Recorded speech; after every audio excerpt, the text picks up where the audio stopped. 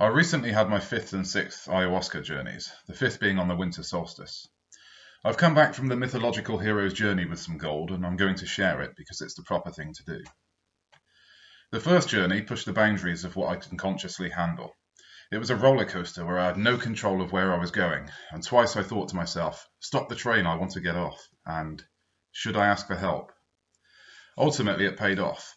I regressed to being a baby in a cot who would play games with my mother, trying to make her come and go by tricking her into thinking I was asleep.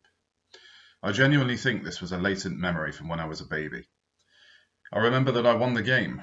She never came back, and I was so disappointed. I was so powerful, so alone, and so helpless. I wonder how much that interaction came to influence my personality. Are there any mothers listening who recognize that game? The second day was less intense, but it was also good. I was lying there disassociating from my body and myself through waves of pure ecstasy, only comparable to the waves of pleasure from sex.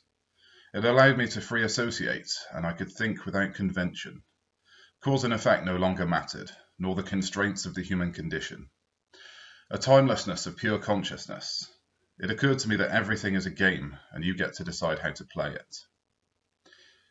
These were powerful experiences, but there is a third.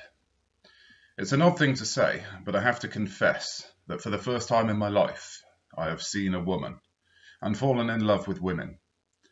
For the first time, I've seen a vision of what femininity looks like when it's properly manifested, and it was given to me by a woman who had a vision of what I could manifest.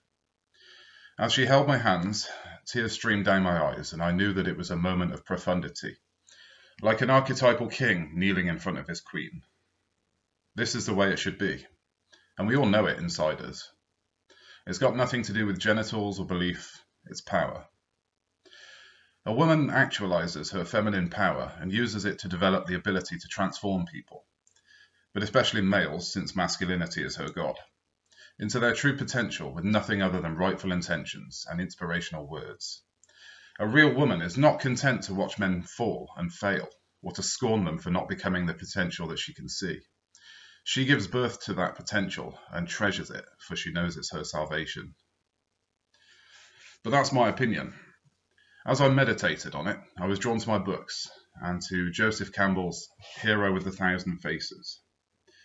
By chance, there is a chapter called Meeting with the Goddess, and again, a moment of profundity. I will share it with you because it's literally gold. Everybody is confused about gender, and there needs to be a vision of what femininity is. What they could become if they actualize their potential, not as taxpayers or consumers, but as women, masters of channeling energy and transforming matter. The Lady of the House of Sleep is a familiar figure in fairy tale and myth. She is the paragon of all paragons of beauty, the reply to all desire, the bliss-bestowing goal of every hero's earthly and unearthly quest. She is mother, sister, mistress, bride. Whatever in the world has lured, whatever has seemed to promise joy, has been premonitory of her existence in the deep of sleep, if not in the cities and the forests of the world. For she is the incarnation of the promise of perfection, the soul's assurance that, at the conclusion of its exile in a world of organized inadequacies, the bliss that was once known will be known again, the comforting, the nourishing, the good mother, young and beautiful, who was known to us, and even tasted, in the remotest past. Time sealed her away, and yet she is dwelling still, like one who sleeps in timelessness at the bottom of the timeless sea.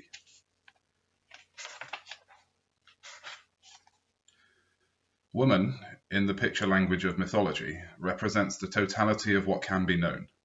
The hero is the one who comes to know. As he progresses in the slow initiation which is life, the form of the goddess undergoes for him a series of transfigurations. She can never be greater than himself, though she can always promise more than he is yet capable of comprehending. She lures, she guides, she bids him burst his fetters, and if he can match her import, the two, the knower and the known, will be released from every limitation. Woman is the guide to the sublime acme of sensuous adventure. By deficient eyes she is reduced to inferior states. By the evil eye of ignorance she is spellbound to banality and ugliness. But she is redeemed by the eyes of understanding. The hero who can take her as she is, without undue commotion, but with the kindness and assurance she requires, is potentially the king, the incarnate God of her created world. And finally, the meeting with the goddess, who is incarnate in every woman, is the final test of the talent of the hero to win the boon of love, charity, amor fati, which is life itself enjoyed as the encasement of eternity.